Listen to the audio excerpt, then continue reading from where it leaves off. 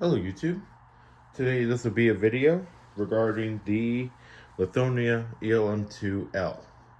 Now, to start off with the unit, I am right now replacing a unit that I did have in service in the house. And while I have this down and ready to install, or almost ready to install, I figured that we go ahead and take a look at the unit. So to start off with this unit, I have very mixed feelings about it. I feel that it's very cheap, very cheaply made, and overall, they could have done a little bit better job. Which, I don't know if this was before or after, but over this unit, I would prefer the ELM-LTs, which uses the same housing as a ELM2, which I'll show you in size comparison to this unit. But it uses the same housing and they have LED optics. This right here, finding out from another YouTuber, was a direct replacement for the ELM2 LED, which that was the take on modernized emergency lights in making the LED version of the ELM2. And if I bring over the ELM2, which I have right here,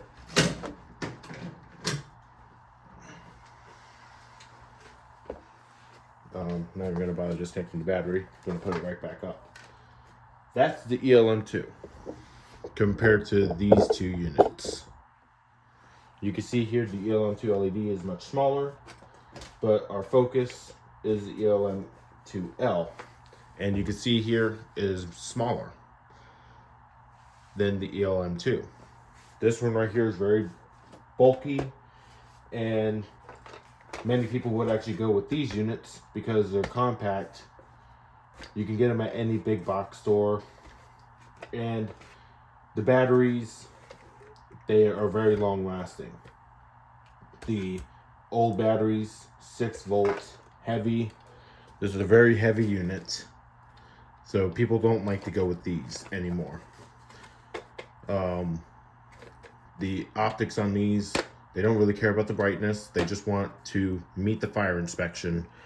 So this right here is one way to do it. Now, it is a lot better than buying a cheap emergency light, like a cheap $20 unit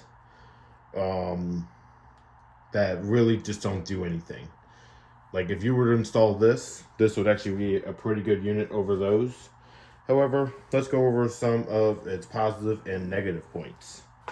Let's go and take the ELM2 out of the way, and let's go over the unit. So to start off, one thing that I do not like about the unit, and that is the optics on it. They feel very cheap, feel very, very hard to move. You can see here it's actually starting to separate a little bit. Don't know if that's with just my unit or if that's how it actually comes out of the box. The adjustments are kind of limited, but at the same time they are fully, you can like slightly adjust them to where you need to, and it does cover a good amount of space. Now I haven't got to see this unit at nighttime yet, but don't know if I'll include that inside this video. Most likely, yes, I'll show a nighttime clip of this going. So that's really, I'll show you that once it looks, what it looks like. On the bottom here, you can see we have our test button, and we have a sticker that says green for charging, red for batteries disconnected.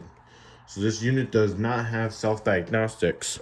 However, it's kind of expected with non-self-diagnostic units for the modern days that the test button will light up green if the battery's connected and red if the battery's disconnected, whether it has the self-diagnostics or not.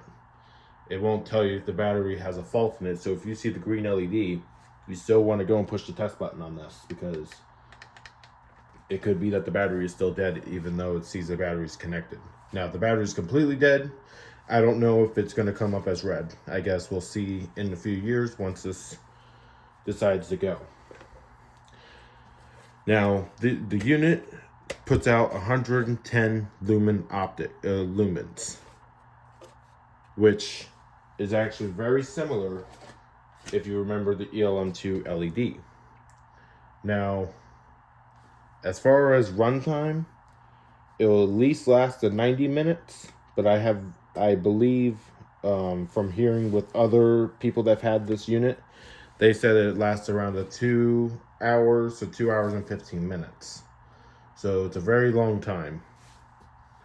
The ELM2 LED can last a very long time too. It had a really good battery. Matter of fact, they both take the same battery. Now, let's go over the inside of the unit. Now, for the modern days with the emergency lights, if anyone were to take this off, whoops, you can see here that there is a protective screen now in to protect anyone from the circuit board. To get to the battery, you would have to unscrew these 2 screws. The battery is in the back of the shield, and you can actually lift this up to reconnect it right here. That's where one of the lamp heads, or maybe actually both of the lamp heads, connect to. So, and then in the back there, here's your wires here, which you could just pull those out. Now, you could wire this for 120 or 277, depending on what your application is. I'm only doing 120 volts, but there's your battery, which is very similar. If we take this unit,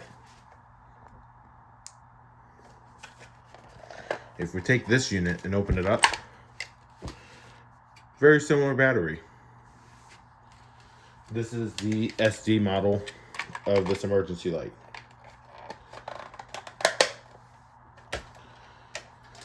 So that's the inside of the unit.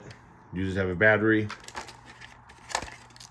wires, and a plug. So it's a very simple emergency light to work with. So we're going to go ahead and disconnect the battery because I am actually going to wire this up in just a minute. Now, it did keep the design of the back plate. Actually, no, I'm sorry.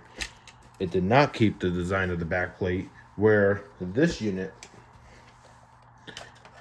if you snap it off, you can see here there's a plug, and it plugs in on the board. Now, if we bring our ELM2, the older version, back into play, it had the same thing. The plugs right here. This unit doesn't, which is one thing I don't like about the unit, which is probably the reason why they had to put this protective screen on here. But if they left the plug to where as soon as you snap it off, it unplugs, which you can actually do it here. You can just take this and snap it apart right here, and now your unit's disconnected. However, you still can't take it down and service it. So that's one of the reasons why maybe that they have this protective casing on here. But if they made to where you have to snap, as soon as you snap it off the bracket, then it would, one, you won't need the screen, and two, it would make it to where anyone that's servicing this unit, the power would automatically be unplugged. So that's one of its negative points. So I say we go ahead and wire this up, which I'll show you how to do that. I just have a typical extension cord here, which actually has different labeling on the wire. It's blue and gray, or blue and brown, compared to most newer emergency lights, but brown and black go together. And then the blue and the white go together.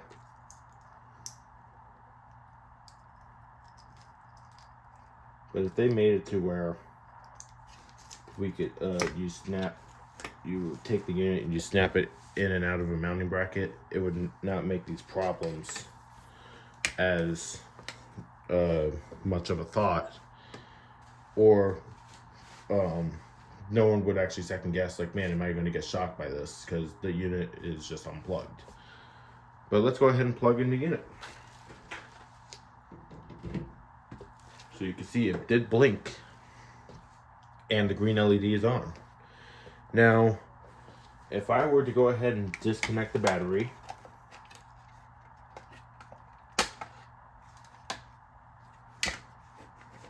it probably takes a second, but as you can see here, you see what's happening? I disconnected the battery and the red light didn't come on. That was one of the first things I noticed with this unit. Now, I don't know if I have a defective unit or not, or if the power that only happens when you unplug and plug it back in. But that was one of the very first things I noticed, is that if the battery is disconnected, it doesn't matter. Or it takes a while for the unit to recognize it, maybe. But I haven't gotten that LED to turn red. So that means that that is definitely not the case.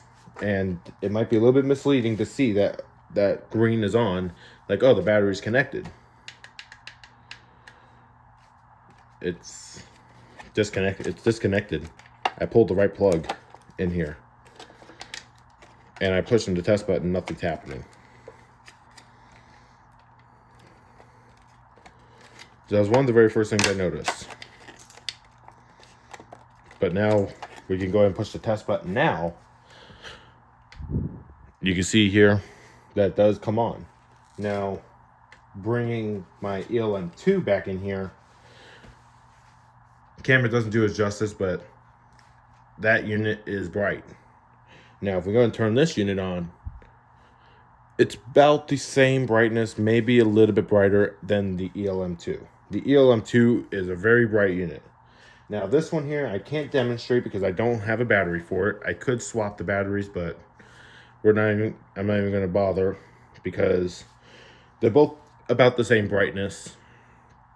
When I had that on the plant shelf, I got the same thing, the same brightness. So that is pretty much it for the video. That's honestly what I think about the ELM2L. It's honestly a cheaply made unit. I'm not very impressed with this unit. Now, if you were to go for an emergency light, I would say go with the dual light units, because they are very reliable and very, very bright. Like the used to be bright EV2 and EV4 units were very bright, and now the newest, the brightest emergency light for commercial applications, but not industrial, it would be the EZ2L, the newest unit from Dual Light, or one of the newest units from Dual Light. That's been out for a couple of years now. Now, if you need an industrial application, go for an EVHC, which I do have one in service. However, this unit's now going to go in service now to replace that ELM2 LED. So I'm going to go ahead and get to installing that, and maybe there'll be a part 2 showing this thing at nighttime.